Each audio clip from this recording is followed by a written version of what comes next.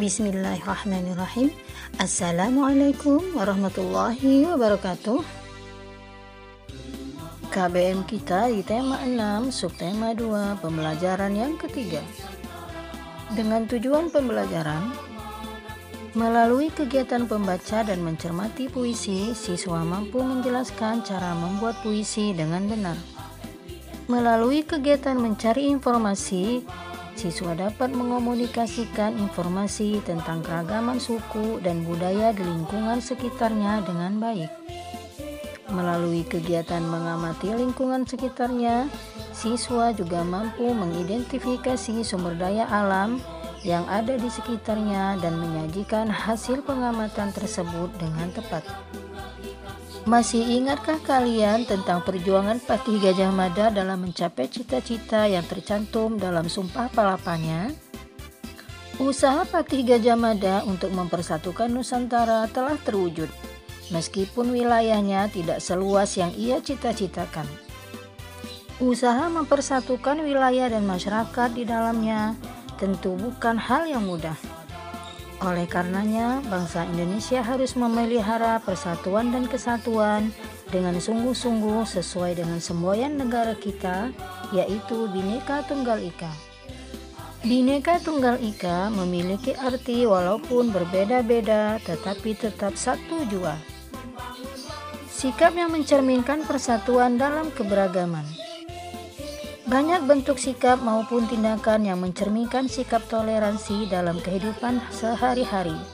Di antaranya, menghargai adanya perbedaan baik agama, suku, budaya, ras maupun golongan.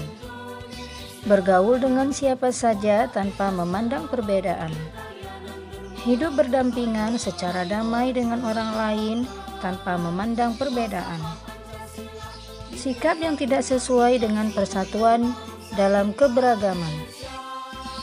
Egoisme, yaitu tingkah laku yang didasarkan atas dorongan untuk mencari keuntungan pribadi atau bisa disebut mementingkan diri sendiri dibandingkan kepentingan bersama.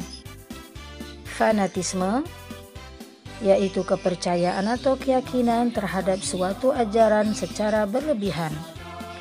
Ekstremisme, yaitu perbuatan yang cenderung memaksakan kehendak dan berani bertindak dengan melanggar norma untuk mencapai tujuannya. Sukuisme, yaitu tindakan yang mementingkan suku sendiri atau menganggap suku bangsanya lebih baik daripada suku lain. Etnosentrisme, yaitu sikap yang terlalu menonjolkan budaya sendiri dan meremehkan budaya lainnya. Manfaat persatuan dalam keberagaman. Akan tumbuhnya rasa nasionalisme dalam diri setiap bangsa Indonesia, menciptakan kehidupan serasi, selaras dan seimbang, menghindari perselisihan dan perang antar suku karena tidak menjadikan perbedaan sebagai suatu sumber masalah. Menciptakan kerukunan dalam keberagaman dan perbedaan, merasa bangga terhadap bangsa dan negara Indonesia, menjalin pergaulan antar sesama menjadi lebih akrab, kemudian memperkukuh negara kesatuan Republik Indonesia.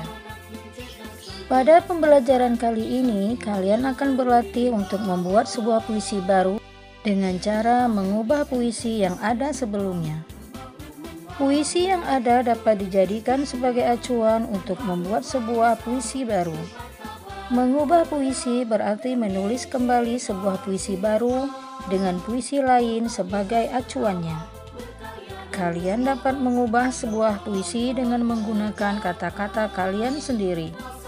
Namun, kalian harus tahu kata mana yang tepat untuk ditulis. Kemampuan memilih kata yang sesuai dalam sebuah puisi dapat diperoleh dengan sering membaca, misalnya surat kabar, majalah, maupun internet. Tujuan pemilihan kata dalam pembuatan puisi adalah sebagai berikut.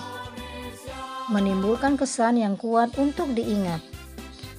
Menciptakan kekaguman bagi pembaca puisi yang kita buat, dan membuat puisi menjadi lebih indah.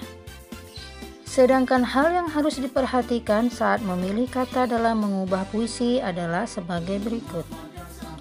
Menghindari kata yang bersifat menjelekkan, mengejek, dan menghina. Menggunakan kata yang memiliki makna positif atau baik dan santun. Menggunakan kata atau ungkapan pujian untuk sesuatu yang dianggap indah. Menggunakan kata-kata yang memiliki kemiripan bunyi akhir agar puisi terdengar lebih indah saat dibaca. Misalnya, suka duka dan canda tawa.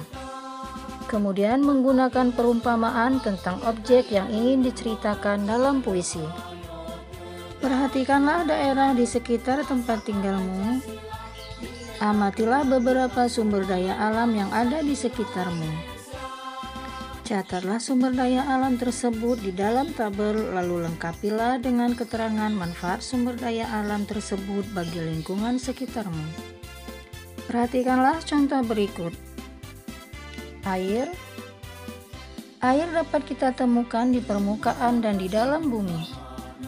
Air yang ada di permukaan bumi antara lain berasal dari sungai, air hujan, danau, dan lain-lain. Sementara itu, air yang ada di dalam bumi adalah air tanah. Air dapat digunakan untuk berbagai keperluan seperti mandi, minum, memasak, dan mencuci. Hampir setiap kegiatan manusia membutuhkan air. Oleh karena itu, kita harus menjaga agar kelestarian air tetap terjaga dan tidak ada pencemaran air. Misalnya dengan tidak mengotori sungai dengan membuang sampah di sungai. Udara kita perlukan untuk memenuhi kebutuhan hidup. Salah satunya untuk bernapas. Kita bernapas menggunakan oksigen. Selain manusia, hewan dan tumbuhan juga membutuhkan udara. Misalnya, tumbuhan memerlukan karbon dioksida untuk fotosintesis. Kita pun harus menjaga agar udara tetap terjaga kualitasnya.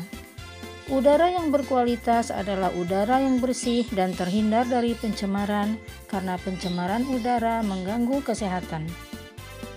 Sinar matahari. Semua makhluk hidup di bumi membutuhkan sinar matahari. Sinar matahari merupakan sumber energi utama dan terbesar di bumi. Sinar matahari dapat kita gunakan untuk mengeringkan pakaian dan bahan pangan, serta dapat digunakan sebagai sumber energi listrik. Tanah merupakan salah satu sumber daya alam yang sangat kita butuhkan. Tanah sendiri merupakan tempat hidup semua makhluk hidup. Tanpa tanah, baik manusia, tumbuhan, dan hewan tidak dapat hidup. Tanah yang berkualitas adalah tanah yang subur. Tanah subur mengandung banyak zat hara yang dapat digunakan untuk menanam berbagai jenis tanaman. Sementara itu, tanah yang tidak subur dapat digunakan untuk membangun pemukiman ataupun pabrik. Hewan dan tumbuhan. Hewan dan tumbuhan merupakan sumber makanan bagi manusia. Tak hanya sumber makanan dan bagian-bagian tertentu dapat digunakan untuk keperluan lain, misalnya kulit hewan dapat digunakan untuk membuat pakaian dan kayu dapat digunakan untuk membuat rumah. Kemudian tambang.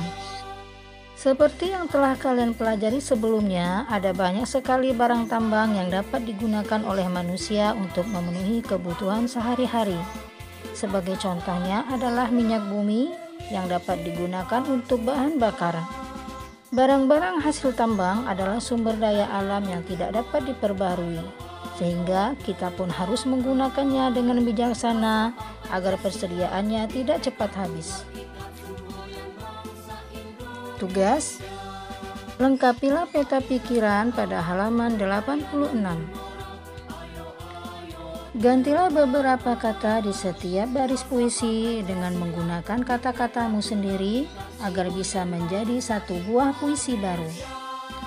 Berikanlah salah satu contoh keberagaman di lingkungan sekitarmu, kemudian tunjukkan cara orang-orang menghadapi keberagaman tersebut. Ayo mengamati di halaman 91 dan 92. Nah, soleh-solehahku, Ibu cukupkan dulu materi kita hari ini. Tetap semangat belajar di rumah, tetap jagalah kesehatanmu, dan kita berjumpa di video pembelajaran Ibu selanjutnya. Ibu akhiri, Wassalamualaikum warahmatullahi wabarakatuh.